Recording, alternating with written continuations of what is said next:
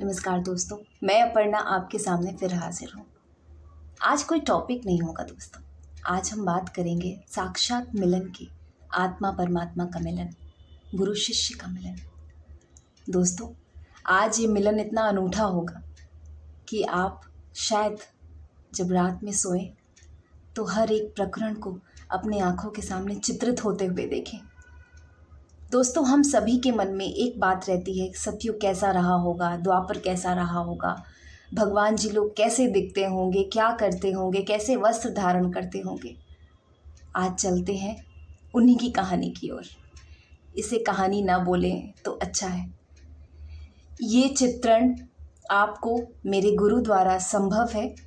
जिस तरीके से गोस्वामी तुलसीदास जी ने महर्षि भरद्वाज के मुखमंडल से इस संपूर्ण रामचरितमानस को सुनकर उसका व्याख्यान किया, उसे पत्र में उतारा, उसी प्रकार उसकी कुछ कड़ी गुरु के आशीर्वाद से मैं आज आपको चित्रित करने जा रही हूँ। तो देर न करते हुए शुरू करते हैं। जय श्री राम। दोस्तों, ये कथा तब की है जब ऋषिमुख पर्वत पर पूरी वानर सेना रह रही थी। दोस्तों, वो वानर सेना में सुग्रीव और हनुमान जी थे। ऋषिमुख पर्वत बहुत हरा भरा था क्योंकि सतयुग में एक अपार ऊर्जा थी, क्योंकि उस युग में ईश्वर का जन्म था। इसलिए वो आसपास का जंगल, वो पर्वत, वो हरा भरा पर्वत में अलौकिक ऊर्जा थी। आसपास ऊर्जा से ऊर्जान्वित था। हनुमान जी वहाँ पे विराजमान थे। कुछ वानरों ने आके हनुमान जी को सूचित किया कि कोई ब्राह्मणधारी वेश उनके जंगल में प्रस्थान कर रहे हैं। चूँकि वो पहले से बाली से बहुत भयभीत थे, सुग्रीव ने तुरंत उन वानरों को बोला कि ये संदेश हनुमान जी तक पहुंचाओ। हनुमान जी अपने राम नाम के भजन में रत एक पीपल के वृक्ष के नीचे एक शिला के ऊपर राम नाम की धुन में पूरा पद्मासन स्थिति में थे। वानर आए, हनुमान जी ने उनकी बात सुनी, सिर्फ इसलिए कि शायद श्री राम का संदेश हो।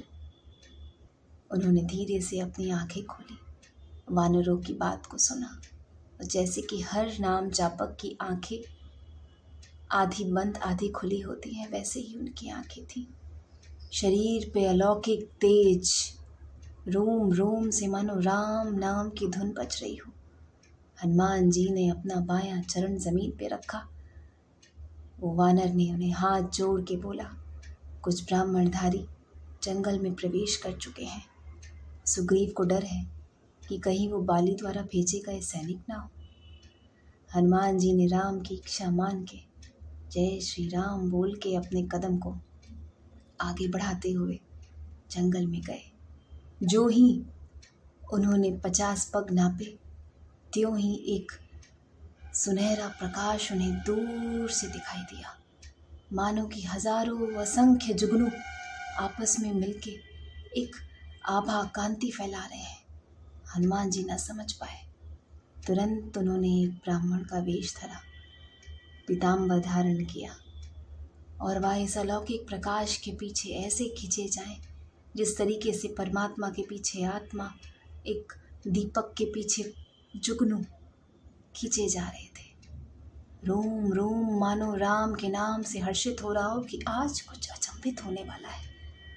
हनुमान जी का मन एक तरफ चिंतित और दूसरी तरफ उल्लासित था।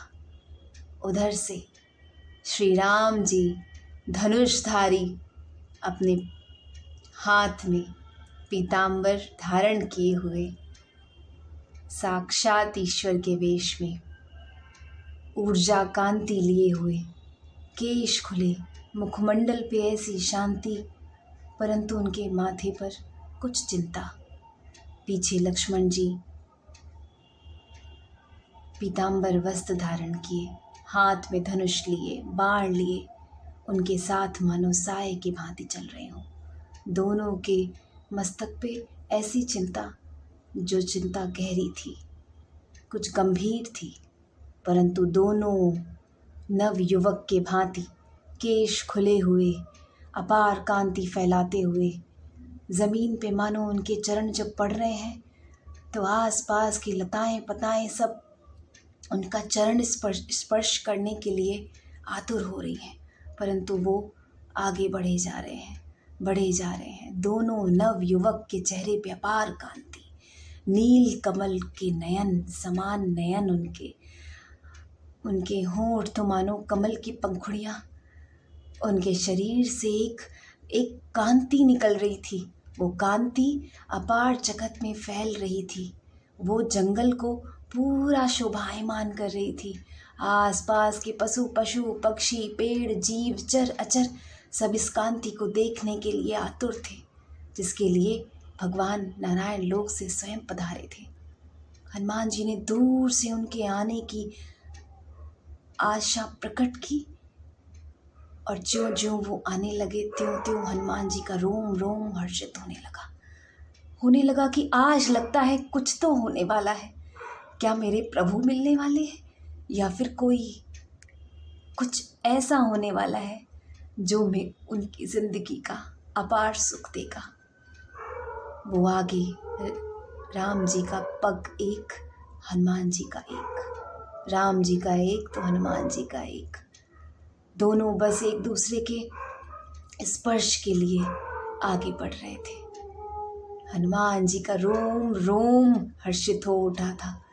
वो तो अपने आप को धन्य मान रहे थे कि क्या आज मेरे प्रभु से मुलाकात हो ही जाएगी, आज मेरे प्रभु के चरण में पकड़ ही लूँगा। क्या ये मेरे प्रभु ही है कि या कोई दुश्मन का भेजा। जैसे ही ये विचार उनके मन में आता वो कहते ना ना ना ना, ये जो ऊर्जा है वो ऊर्जा कुछ अलग ही कांति कर रही है। आसपास के पशु पक्षी भी ये हर्षित